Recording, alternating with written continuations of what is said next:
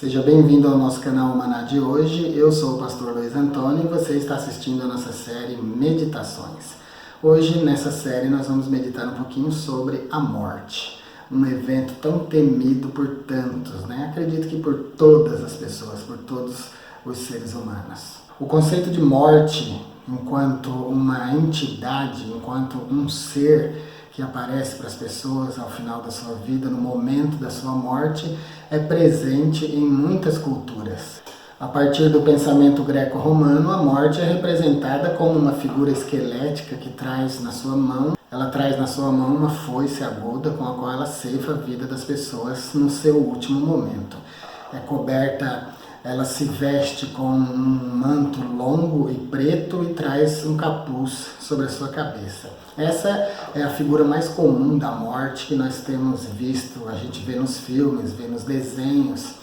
E quando se fala de mitologia, caso você faça uma busca, uma procura, é a primeira imagem que surge, né? Essa figura da morte, ela é inspirada no deus grego Hades e no seu equivalente romano Plutão.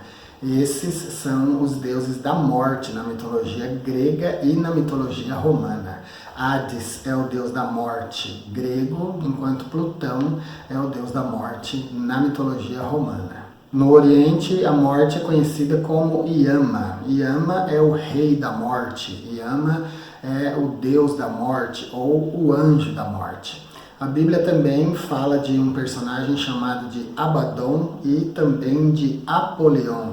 E esse é aquele que é conhecido naquele texto como o Destruidor. Esse Abaddon, Apolion, ele é representante da morte, mas lá não é visto, na Escritura, não é visto como sendo o anjo da morte. Ele é o anjo do abismo, mas claro que ele é visto ali como um representante da morte. Nas tradições judaicas mais antigas, o anjo da morte é chamado de Samael. Samael significa veneno de Deus. Na Bíblia, em Hebreus 12:14, a gente vê uma citação falando de Satanás como aquele que detém o império da morte. Mas nesse texto não está fazendo uma referência à morte enquanto uma entidade, não está falando da morte como personificação, mas está falando de Satanás, que é um destruidor, um causador da morte, né? Aquele que leva as pessoas à morte. Existem também crenças que defendem que a morte, enquanto uma entidade, ela pode tocar os vivos e levá-los à morte. Há crenças que defendem que a morte é capaz de tocar uma pessoa e de causar a sua morte. A morte é vista como uma entidade que vem e toca a pessoa, levando essa pessoa à morte. E daí surgem contos defendendo, né, contos que vão falar que nesse caso então a morte pode ser enganada, pode ser subornada, pode ser até aprisionada, de modo a não tocar na sua vítima e não levá-la à morte. Você pode ver esse conceito, por exemplo, no filme Premonição. Teve até, acho que uma trilogia ou uma quadrilogia, não me lembro bem. Esse filme vai mostrar a ideologia de que a morte pode ser enganada. Já outras crenças vão defender que a morte simplesmente se achega à pessoa nos seus últimos momentos e corta o fio que liga a vida e a morte. Então a pessoa se desprende dessa existência e passa para o além. Na cultura grega, a morte é Thanatos. E é sempre a contrapartida da vida. A morte sempre está em contradição com a vida. Ela é representada por um ente masculino, enquanto que a vida é representada por um ente feminino. O segundo livro dos Reis, capítulo 19, versículo 35, vai narrar um episódio onde o anjo do Senhor, o Malach Adonai, o anjo do Senhor, fere de morte 185 mil assírios num evento de guerra. Mas esse não é o representante da mitologia, esse anjo que aparece aí não é Shahat, o anjo da morte. Ele é só um representante da morte, mas ele não é aquela entidade como vista nas mitologias. Já no livro do Êxodo, capítulo 12, versículos 23, nós temos a presença de Shahat. Shahat, no idioma hebraico, significa matar, significa abater. E Shahat, dentro dessa cultura, é o anjo da morte. É aquele que ceifa a vida. É o anjo da morte. Você pode ver isso, por exemplo, num dos episódios da série American Horror Story. Vai mostrar Shahat, o anjo da morte, numa visão mitológica.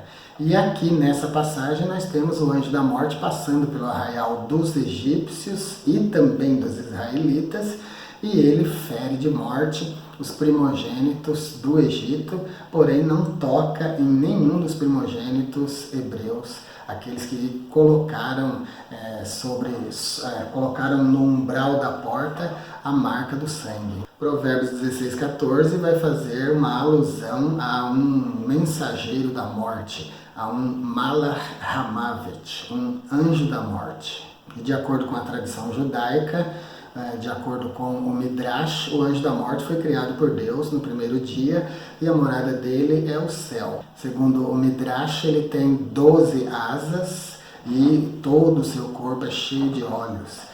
E ele alcança a terra por meio de 8 voos e traz a praga, a peste, a morte no primeiro voo.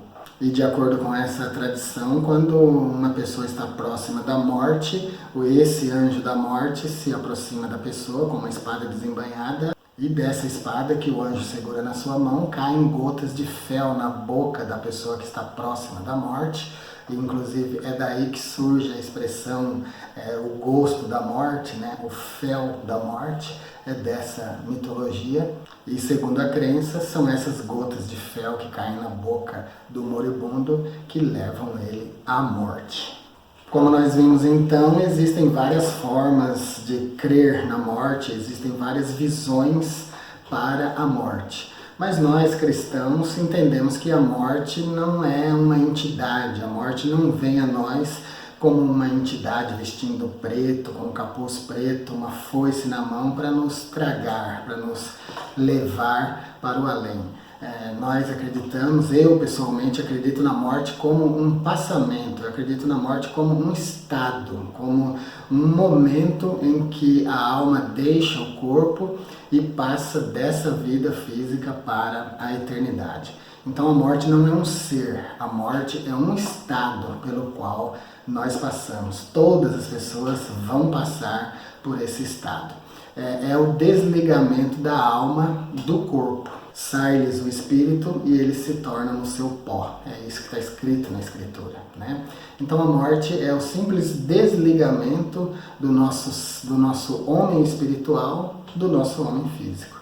Quando a nossa alma, nosso espírito deixa o nosso corpo, então esse fenômeno se chama morte. Ninguém deseja a morte, ninguém quer morrer, talvez pelo fato de nós termos, de o plano original para nós não incluir a morte. Não parece que quando Deus cria o homem, ele tinha o propósito de que o homem morresse. Depois, pelo pecado, é que entra a morte. Então dá a impressão que porque o projeto original não era para que o homem morresse, que a gente tem tanto medo de morrer, que a gente tem tanta aversão à morte.